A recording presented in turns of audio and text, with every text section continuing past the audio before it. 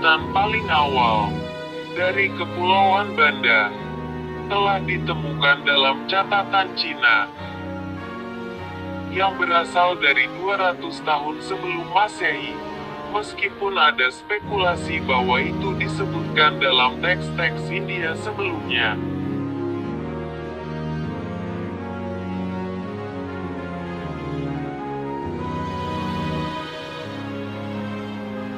Kapal-kapal Tiongkok kuno telah lebih awal datang ke Banda, jauh sebelum pedagang Arab dan Eropa.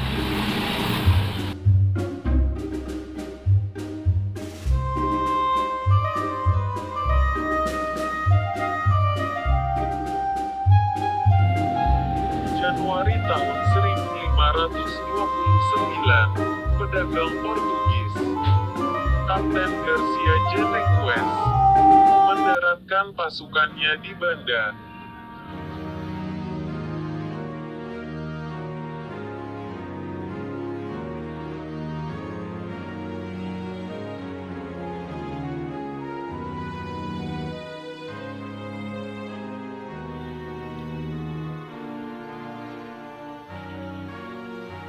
Pada tanggal 15 Maret tahun 1599 Laksamana Madya Jacob van Heemskerk tiba di Teluk Pulau Banda Neira.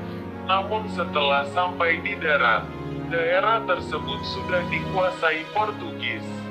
Karena Portugis menguasai Banda Neira, Van Heemskerk tidak diizinkan berdagang atau membuka pos perdagangan. Karena kecewa ia memutuskan untuk melanjutkan perjalanan.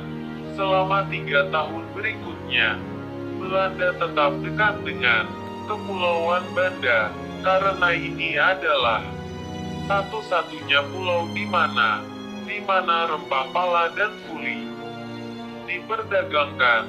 Tetapi baru setelah VOC resmi berdiri tahun 1602, Belanda mendapat pijakan kaki di Banda Neira.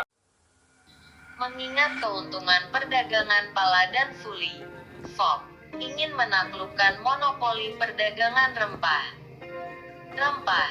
Tetapi ini bukannya tanpa perjuangan. Pada tahun 1605, Stefan van der Hagen tahun 1563 sampai tahun 1621 melakukan upaya kedua untuk membuat perjanjian perdagangan dengan Kepulauan Banda di sekitarnya, tetapi sekali lagi tidak berhasil. Setelah 4 tahun negosiasi dan dalih yang panjang, Belanda dan Badezen masih belum mencapai kesepakatan, dan kapan Kapten Belanda Peter Willems Verhoeven sekitar tahun 1573 sampai tahun 1609 dikirim pada 1609 untuk melakukan upaya lain. Semuanya menjadi sangat salah. Ceritanya berbeda tentang apa yang sebenarnya terjadi. Tetapi kenyataannya adalah bahwa Kapten Verhoeven dan 30 awaknya ditangkap dan dibunuh. Pembunuhan dan pembantaian masyarakat Banda. Pada tanggal 15 Juni tahun 1609, sekelompok besar tentara Belanda tiba di Teluk Banda Neira dan menyerang kampung Lewetaka. Segera setelah tiba, penduduk kampung yang tidak bisa melarikan diri dengan cepat dibunuh secara brutal oleh Belanda, dan seketika tidak ada orang yang hidup di Lewetaka. Belanda melanjutkan perjalanan dengan bertindak keras, menunjukkan sisi paling brutal mereka. VOC segera menguasai Teluk Neira dan membangun tanpa izin raja setempat.